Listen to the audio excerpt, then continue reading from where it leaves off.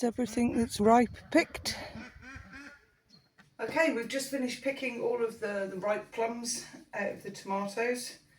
So we'll have a look at the equipment I've got out to use today, and then we'll start on the canning.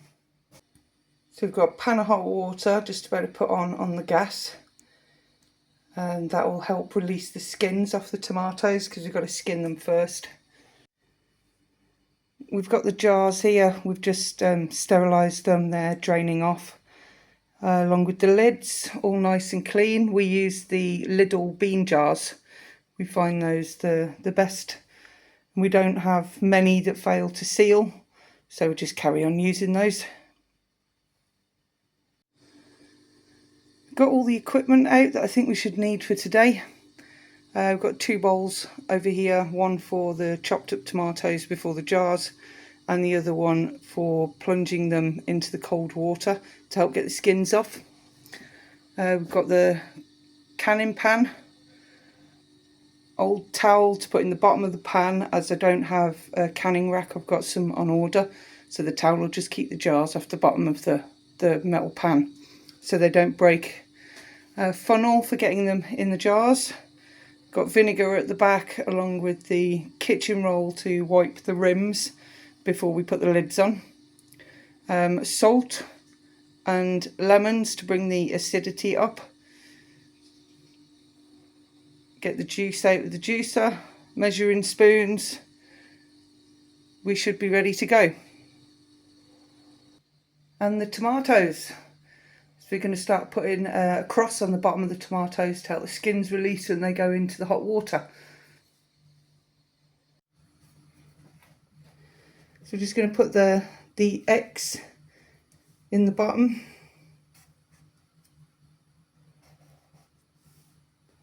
That will just help get the skins off.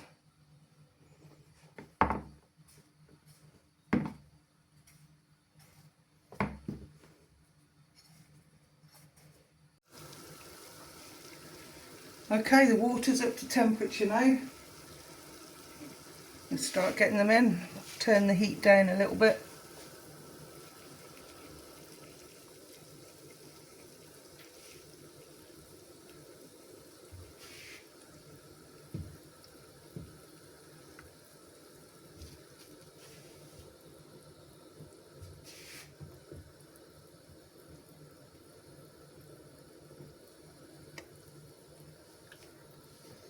They don't take long in there. You can see the skin starting to peel back on that one. And then into the cold water.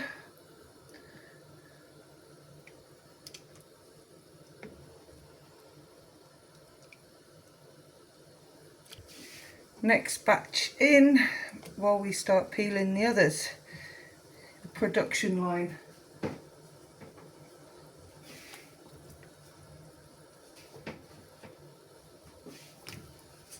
So you can see the skins are already starting to come off. Some of the tomatoes are split, but we'll just cut all that out.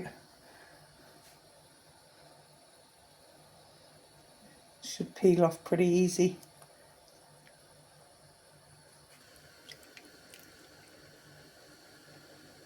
And they should be nice and easy to peel. You don't really want to cook the tomato in the hot water, it's just enough to get the skins off them really.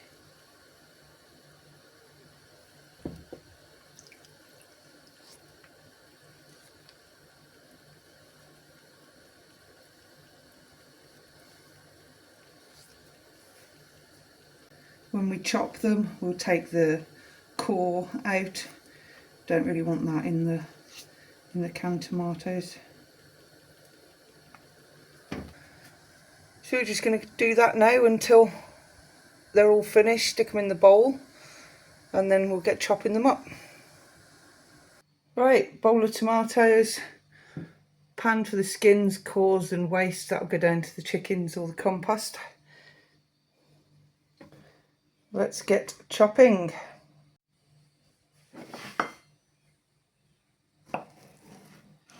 You can chop them up however big you want them. Just take the cores out. You can put them in whole if you want.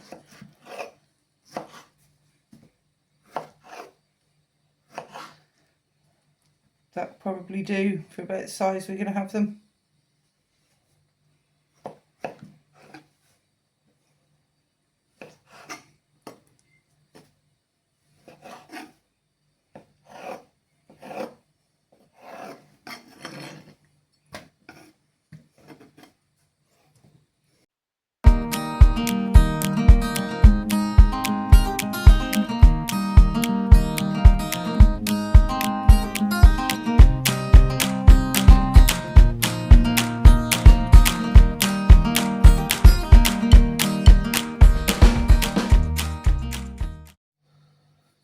That's all the tomatoes chopped.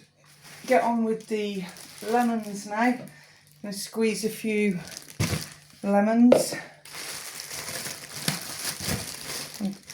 I reckon maybe 6 or 7 jars out of that. We'll see how much we get.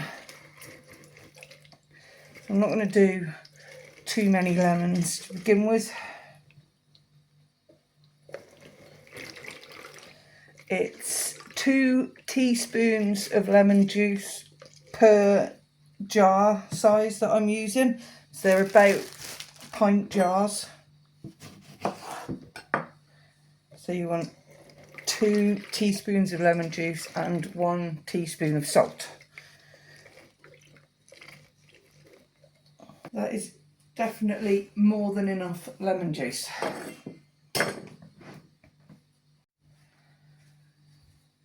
Right, so we'll set 1 jar up first. So you want a teaspoon of salt in there and 2 teaspoons of lemon juice. And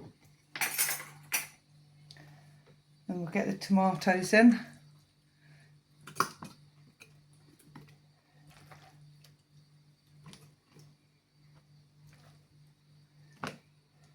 You're going to pack them down quite a bit and try and get all of the air bubbles out. Don't want any air trapped in there. We'll use the knife in a minute to get down the sides, just to make sure any air that's trapped in there is out.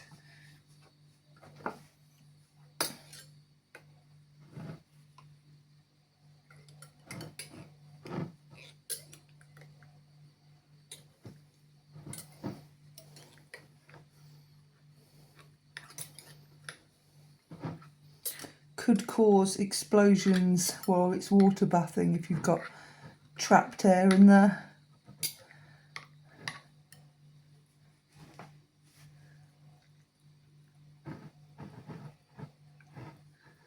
It looks good. That's about the right height. You want about 1 inch at the top headspace. Then we've got to wipe the rims off. Get any tomatoes from off there. Actually using our homemade apple cider vinegar.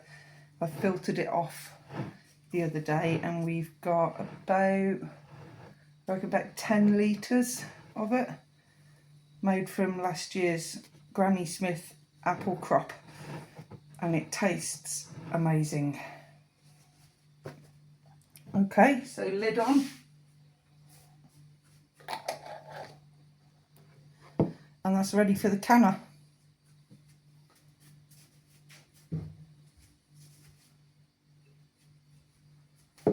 Just carry on now and do the same until they're all jarred.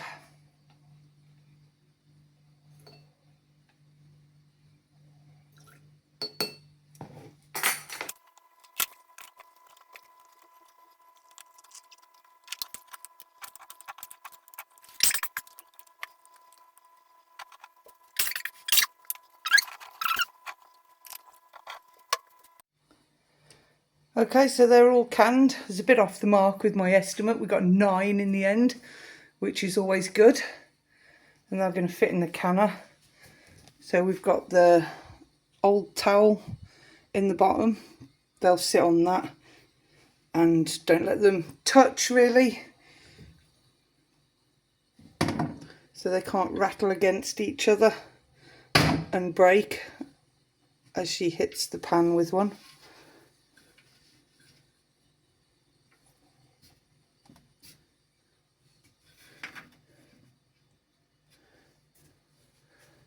Okay, we'll load those up now. I'd forgotten how many jars the can of fit, and luckily 9 seems to be the perfect number. And we seem to have just the right amount of tomatoes to fill the jars. That's just some juice left.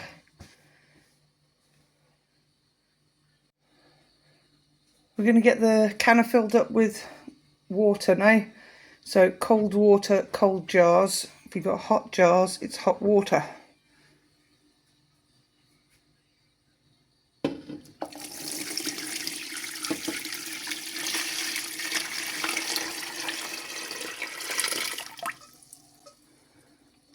And we're going to fill that up so it's about an inch, inch and a half above the jars. They need to be fully submerged in the water. That's all filled up now. It's got a good inch and a half. We're just going to rock the jars around. They've got concave bottoms and air can get stuck underneath them, and that will encourage them to rock around while they're cooking if you don't release that out.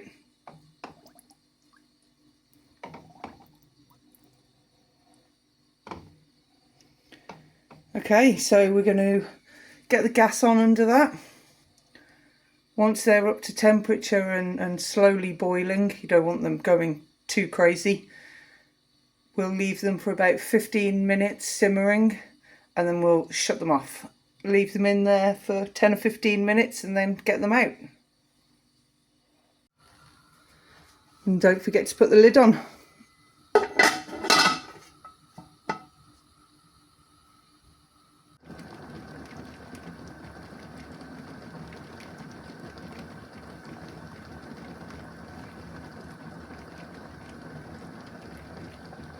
The jars have been boiling now for about 15 minutes. We've turned them off. They've been sitting there for about 10 minutes.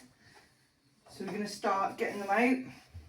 I'm putting the towel down because when we get the jars out, I need to wrap it in the towel. We don't want them cooling down too quickly because they could shock the glass and break.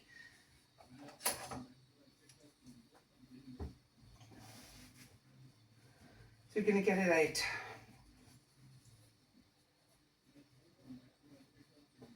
I really need to get some of the proper canning jar grabbers.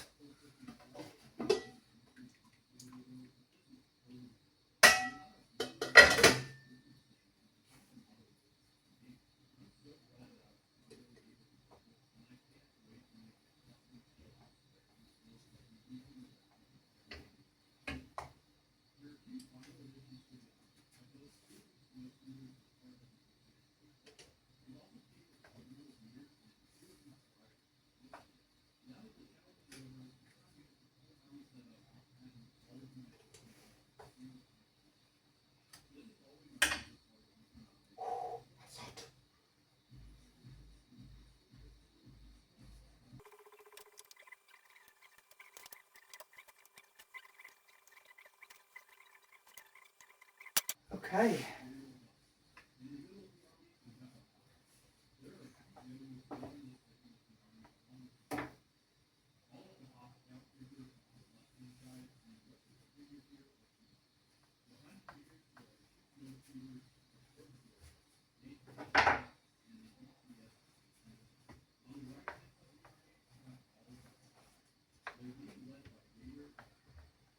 Okay, we'll leave those there and we'll check on them in the morning. I'm hoping to hear some of those super satisfying clicks as they seal later. But we'll check on them in the morning to make sure they've all sealed. It's a couple of days later now. I had a painting job yesterday, so I couldn't do any filming. So got 9 jars and 3 didn't seal, which is unusual.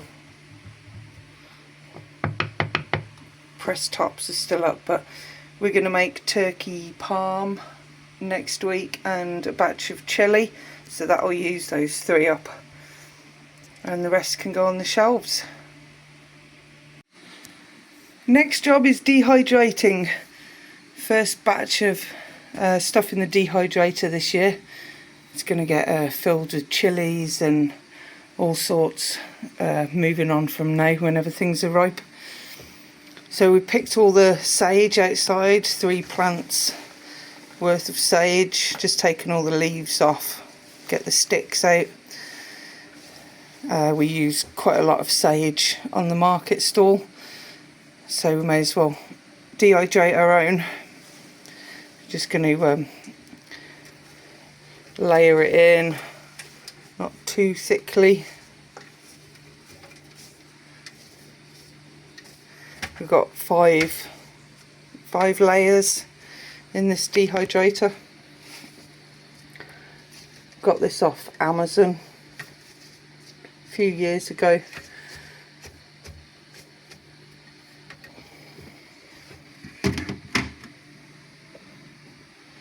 And just load those all up and get it going. Okay, all 5 layers are done. Get it switched on now.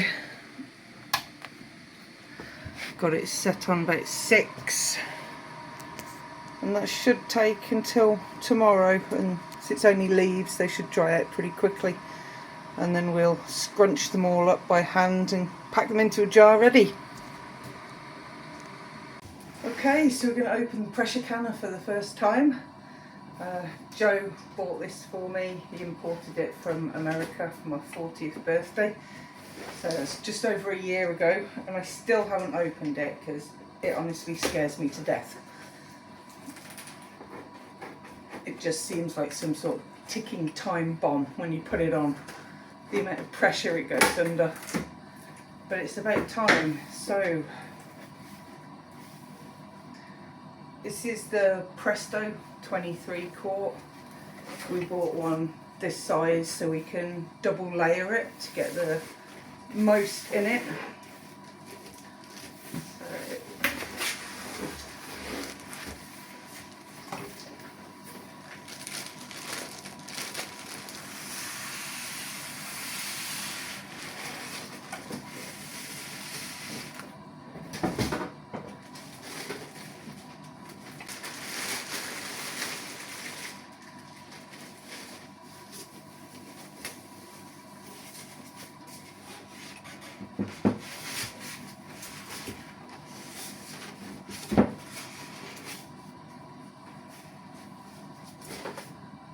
Okay, the book.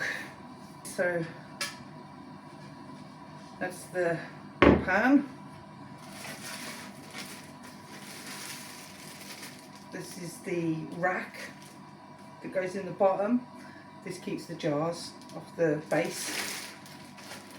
We're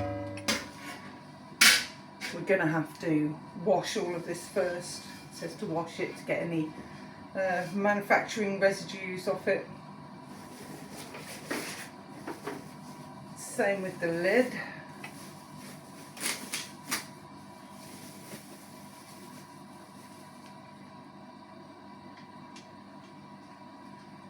Okay. It says you have to check the vents clear, which is this one, which it is.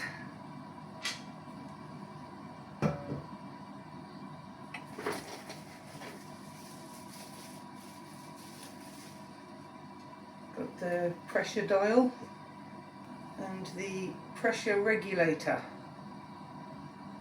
It's almost like a weight.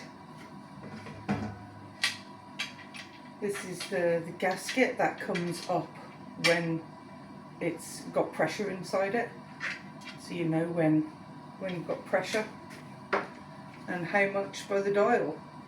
So now it's out, we're going to give it a good wash off and then we'll set it up. Okay, so it's all washed out and dried off now. Now to try and assemble.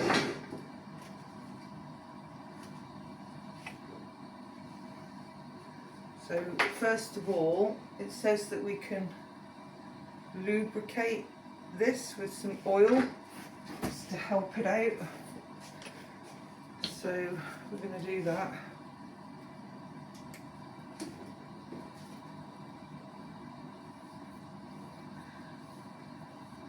white coating.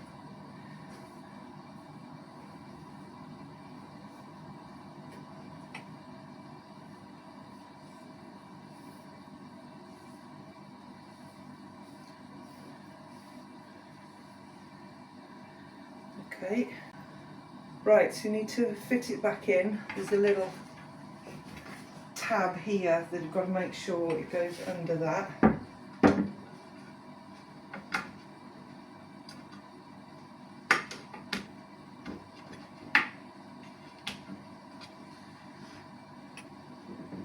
Okay, that's in. Now you need to fit the pressure valve. See, the nut comes off and the washer, leaving the little rubber behind.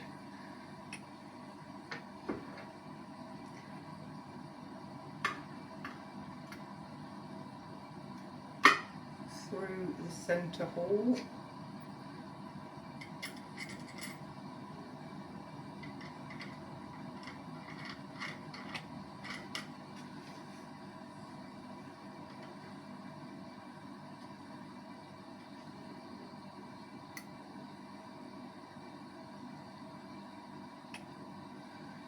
Just says fingertip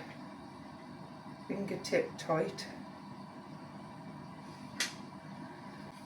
Hopefully that's it. This thing really does scare me. Okay, so let's see if we can, we've got a little V on here. We need to match up with the V on the handle.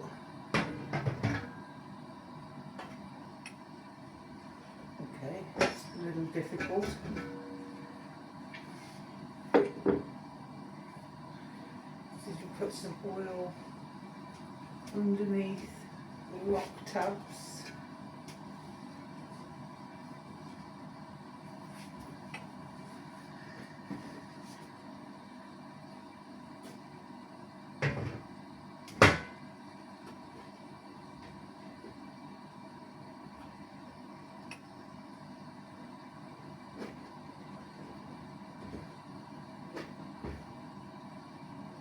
Okay. Okay. Oh, that's stiff. I suppose it's got to be to keep the pressure in, but Jesus.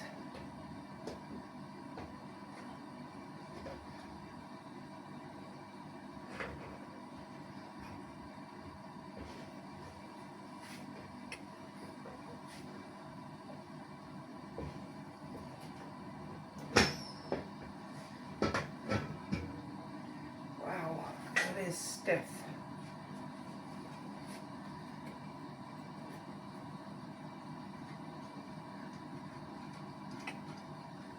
Bit of oil on the top of the seal. Okay, let's see if we can get it to seal. That was a little bit easier.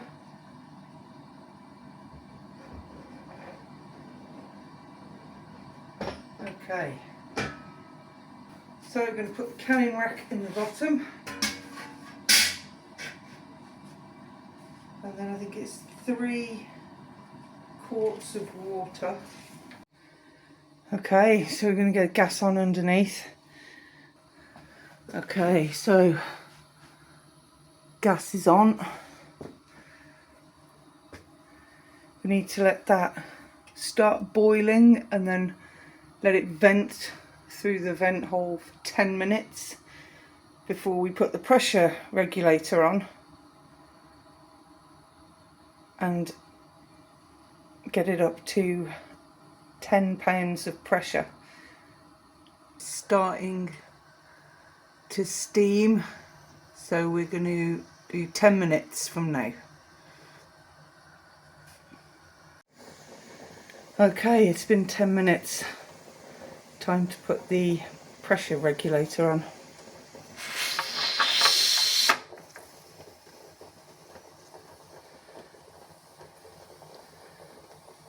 I've grabbed myself a Sagres because I am scared to death of this thing. Help with the nerves. We're just waiting for this plug to pop up to say it's under pressure.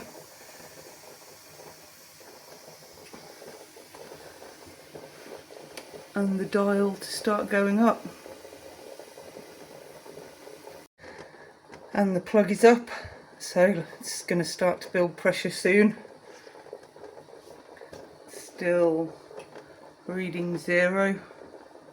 I've only got it on a really low heat. I don't want to do this too fast. So we'll see what happens in a minute. Might have to turn it up. Okay, I turned the heat back up a little bit.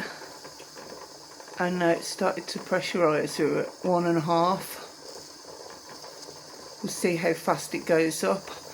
The book says to sort of slow it down a bit when it's about 2 pounds of pressure away from what you want it. And then just, you know, adjust it so it settles at the 11. But it seems to be going up reasonably quick now.